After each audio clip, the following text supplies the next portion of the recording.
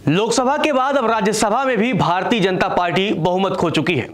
लोकसभा में बीजेपी अब 240 पर है, तो राज्यसभा में अब भारतीय जनता पार्टी यानी सत्ताधारी पार्टी अब 86 सीटों पर सिमट गई है। जिसके बाद से यह बड़ा सवाल उठता है कि क्या अब इंडिया गठबंधन सत्ताधारी पार्टी पर राज्यसभा में भी ज्यादा दबाव बनाएगी।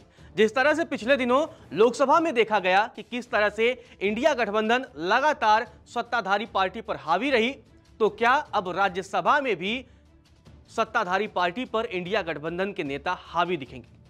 तो उससे पहले एक बड़ा सवाल यह पैदा होता है कि किस तरह से राज्यसभा का गणित है। आखिर राज्यसभा में किस दल के पास कितनी सीटें हैं, कितनी संख्या है, चलिए सबसे पहले आपको बता देते हैं। तो सबसे पहले अगर गठबंधन की बात की जाए तो एनडीए के पास कुल 101 सदस्यों की संख्या है, तो इंडिया गठबंधन के पास जो सदस्यों की संख्या है वो 87 है।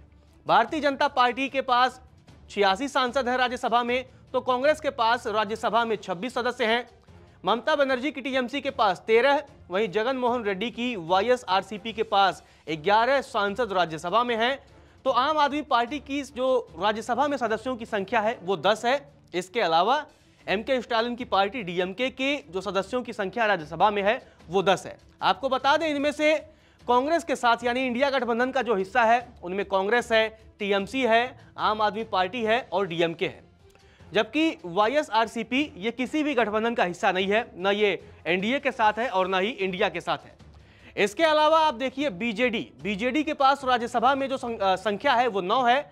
आरजेडी के पास 5 है जो कि इंडिया गठबंधन का हिस्सा है। एआईएडीएमके के पास 4 है, यह भी किसी गठबंधन का हिस्सा नहीं है। जबकि बीआरएस के पास भी राज्यसभा में जो कुल संख्या है वो 4 है, इसका ये भी जो है किसी गठबंधन का हिस्सा नहीं है। जबकि सीपीआईएम के पास जो राज्यसभा में संख्या है वो भी 4 है और ये इंडिया का हिस्सा है, इंडिया गठबंधन का हिस्सा है। जबकि जेडीयू की संख्या 4 है, ये एनडीए के साथ है। तो ऐसे में बड़ा सवाल यही उठता है कि किस तरह से जो राज्यसभा का गणित है, बीजेपी के पास तो जो राज्यसभा में सांसदों की संख्या है वो 86 है, लेकिन एनडीए के पास कुल 101 सदस्य राज्यसभा में मौजूद हैं, तो इंडिया के पास कुल मिलाकर के 87।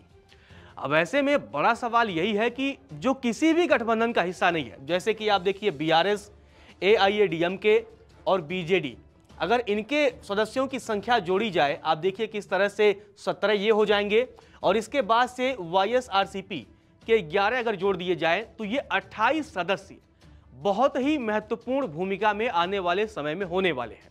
तो राज्यसभा में आप देखिए किस तरह से जगन मोहन रेड्डी की वाईएसआरसीपी, बीजेडी उड़ीसा की पार्टी और एआईएडीएमके, इसके अलावा बीआरएस, ये 4 पार्टियां बड़ी भूमिका में होने वाली हैं क्योंकि ये किसी भी गठबंधन का हिस्सा नहीं है।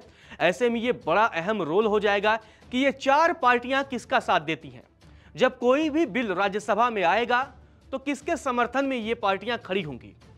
अब क्या ये एनडीए के साथ दिखेंगी या इंडिया के साथ दिखेंगी।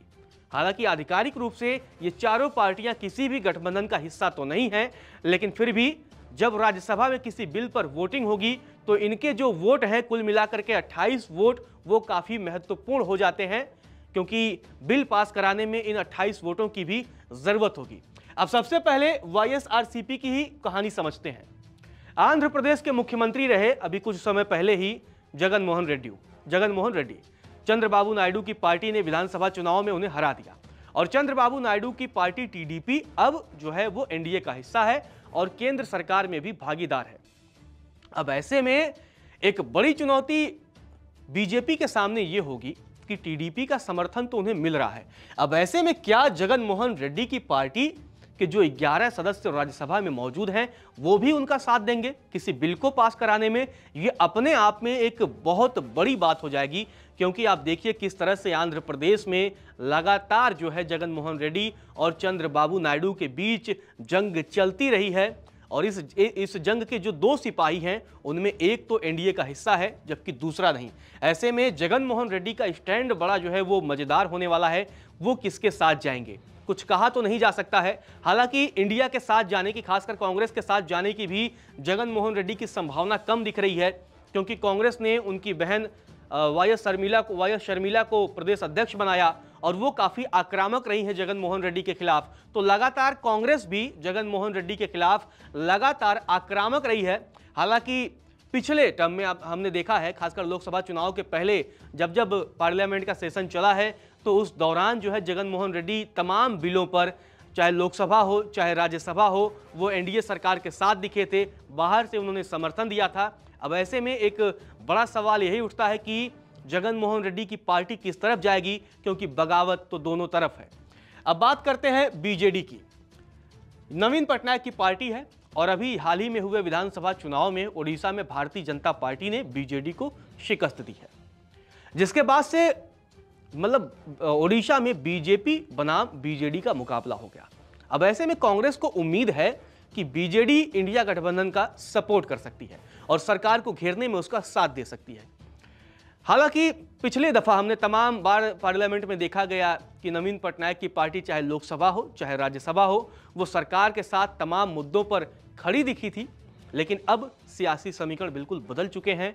अब भारतीय जनता पार्टी ने ओडिशा में नवीन पटनायक से उनकी सत्ता छीन ली है, तो जिसके बाद से ये बड़ा दिलचस्प होने वाला है कि बीजेडी किसके साथ जाती है।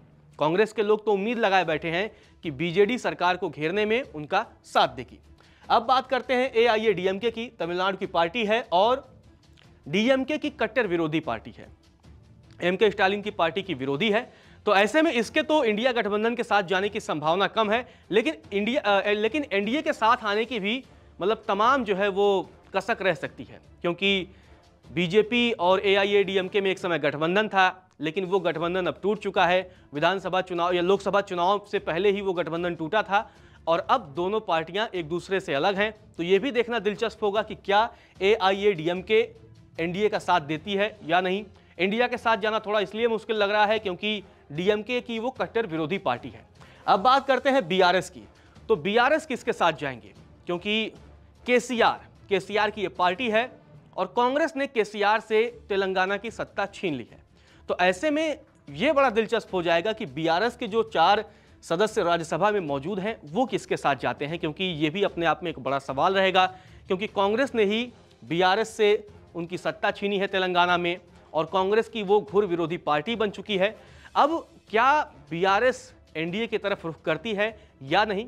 तो कुल मिला जुला करके ये जो 28 सदस्य हैं, चाहे वो मतलब वाईएसआरसीपी के हों, बीजेडी के हों, एआईएडीएमके के हों या बीआरएस के, ये 28 सदस्य बहुत ही महत्वपूर्ण भूमिका निभाने वाले हैं।